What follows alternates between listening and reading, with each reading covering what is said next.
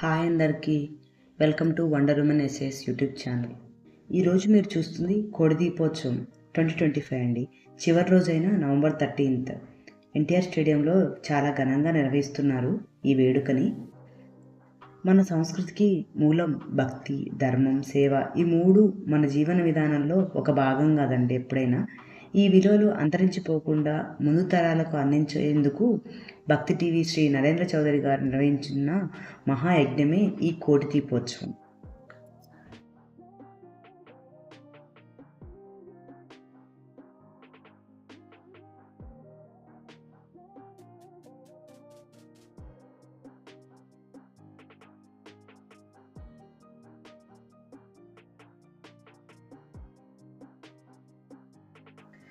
ప్రతి ఏడాది ఎన్టీవీ, భక్తి టీవీ నిర్వహిస్తున్న కోడి దీపోత్సవ కార్యక్రమం ఎంతోమంది భక్తుల మనసులో చిరస్థాయిగా నిలిచిపోయింది. కార్తీక మాసంలో కోడి దీపోత్సవంలో భాగంగా ముక్కోటి హిందూ దేవాది దేవతలను పూజ నిర్వహిస్తూ ఉంటారు. అంతేకాకుండా కార్తీక మాసం అంటే దీపానికి ప్రతీక కాబట్టి కార్తీక మాసంలో దీపాలను వెలిగించడం ఆనవాయితీగా వస్తుంది.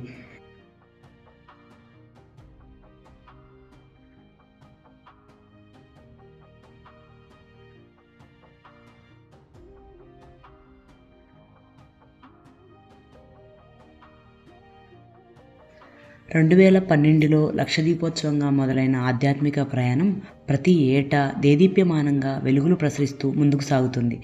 ఈ ఏడాది కూడా అదే నిబద్ధతతో, చింతనతో కోడి దీపోత్సవాన్ని వైభవంగా నిర్వహించి భక్తుల హృదయాల్లో భక్తి జ్వాల నింపేందుకు నరేంద్ర చౌదరి గారి భక్తి టీవీ సిద్ధమైంది. ఈ ఏడాది కూడా కోడి దీపోత్సవాన్ని అత్యంత వైభవంగా నిర్వహించడానికి సర్వం సిద్ధం చేశారు. ప్రతి సంవత్సరం లాగే ఈ ఏడాది కూడా హైదరాబాద్ ఎన్టీఆర్ స్టేడియం వేదికగా నవంబర్ 1 నుంచి 13 వరకు ఈ కార్యక్రమాన్ని అత్యంత భక్తి శ్రద్ధలతో నిర్వహించారు.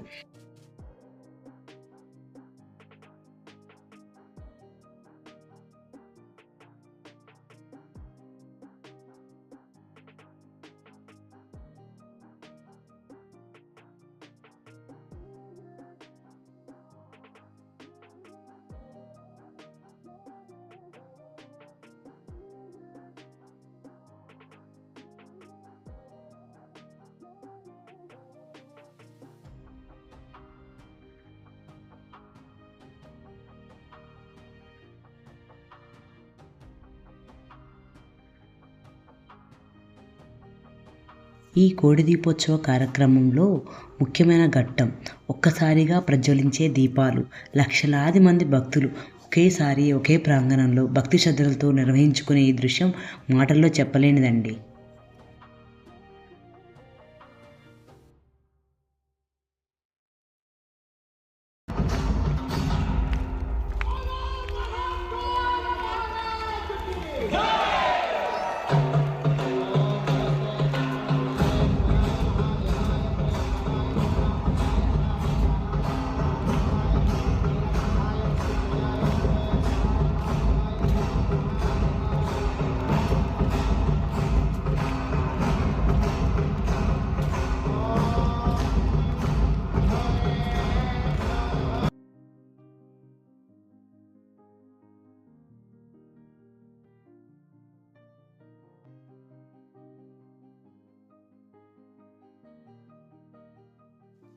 దీపం అంటే కేవలం వెలుగునిచ్చేది మాత్రమే కాదండి. సనాతన ధర్మంలో దీపం జ్ఞానానికి, శాంతికి, ఐక్యతకు ప్రతీకగా నిలుస్తుంది.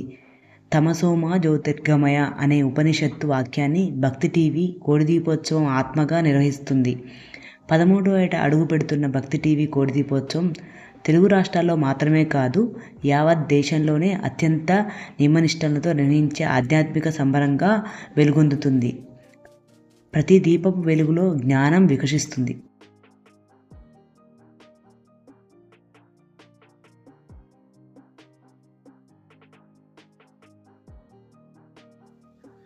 కోటి దీపోత్సవాన్ని ప్రత్యక్షంగా, పరోక్షంగా వీక్షించే భక్తుల కుటుంబాలు ఆధ్యాత్మిక చింతనతో నింపుతున్నాయి.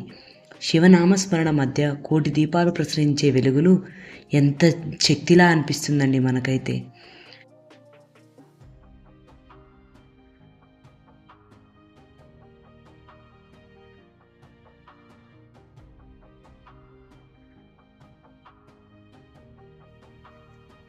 ఈ ఏడాది ఈ కోడి దీపోత్సవ కార్యక్రమం నవంబర్ 1 నుంచి 13 నవంబర్ వరకు హైదరాబాద్ ఎన్టీఆర్ స్టేడియంలో జరిగింది. ఈ ఆధ్యాత్మిక కార్యక్రమంలో పాల్గొనడానికి నగరం నలువైపులతో పాటు తెలంగాణ, ఏపీ నుంచి పలువురు భక్తులు తరలివచ్చారు. అలాగే దేశ నలుమూలల నుండి సాధు పుంగవులు, మఠాధిపతులు, పీఠాధిపతులు, ప్రవచనకర్తలు, హైందవ సమాజ సేవకులు వేలాది సంఖ్యలో పాల్గొని ఈ కార్యక్రమాన్ని విజయవంతం చేశారు. ఈసారి కూడా అదేవిధంగా కోడి దీపోత్సవం విజయవంతంగా ముగిసిందండి.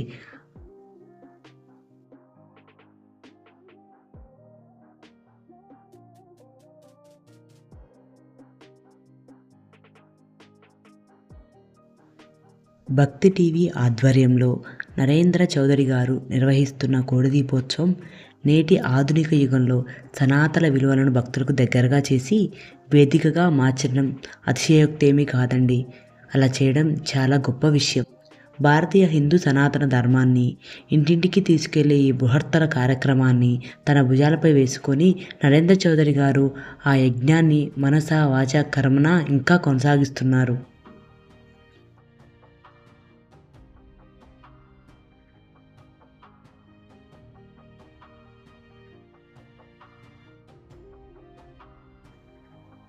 పదమూడవ రోజు కోడి దీపోత్సవం జరిగిన ముఖ్య కార్యక్రమాలు ఏంటంటే శ్రీ కంచి ఏకాంబరేశ్వర కళ్యాణం, మధుర మీనాక్షి అమ్మవారి కళ్యాణం జరిగింది.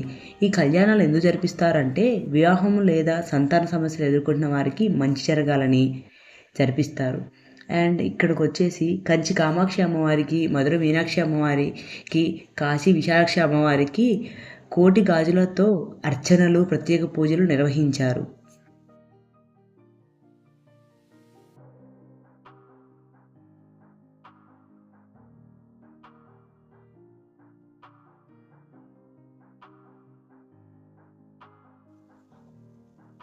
సాయంత్రం 5:30 గంటలకు షురు అయిన కార్యక్రమం శ్రీ శ్రీ శంకర విజయేంద్ర సరస్వతి మహాస్వామీజీ గారి, ఆయన ఏంటంటే కంచి కామ కోటి పీఠాధిపతి అండి. ఆయన అనుగ్రహం సంభాషణతో ప్రారంభమైంది కార్యక్రమం. ఆయన సనాతన ధర్మ పరిరక్షణ, హిందూ సాంస్కృతిక వ్యాప్తి మీద మార్గదర్శక వ్యాఖ్యలు భక్తుల్ని చాలా ఆకర్షించాయి.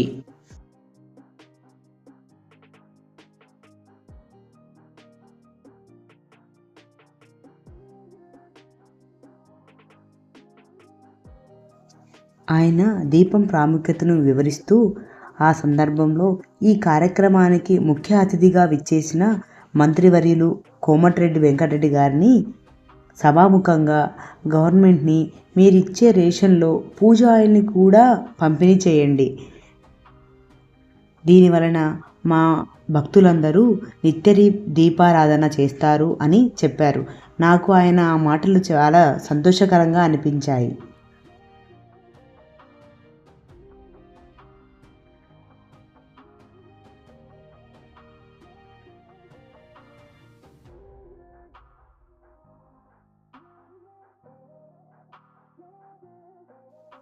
ఇంకా కార్యక్రమం లాస్ట్లో మంగ్లీ గారు కూడా వచ్చారు. వచ్చి తన గానంతో అందరినీ భక్తి మైమరిపించారు. శివుని పాటలు చాలా పాడారు తను. ఇంకా తన గానంతో ఈ కార్యక్రమం లాస్ట్ రోజు అనేది ముగించారండి.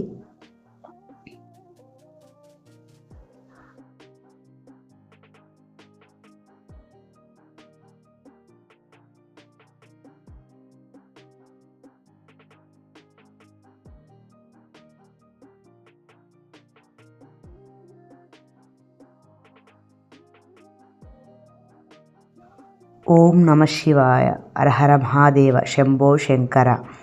మీరు కూడా కుదిరితే నెక్స్ట్ ఇయర్ ఒకసారి కోడి దీపోత్సవాన్ని చూసి తరించండి. నేను లాస్ట్ ఇయర్ కూడా వెళ్ళాను, ఇయర్ కూడా వెళ్ళాను ఆ శివయ్య దయ వల్ల. సో మీరు కూడా కుదిరితే కంపల్సరీ ఒక్కసారైనా విష్ చేయండి. మనకి నిజంగా కైలాసంలో ఉన్నామా అనేలాగా అనిపిస్తుంది.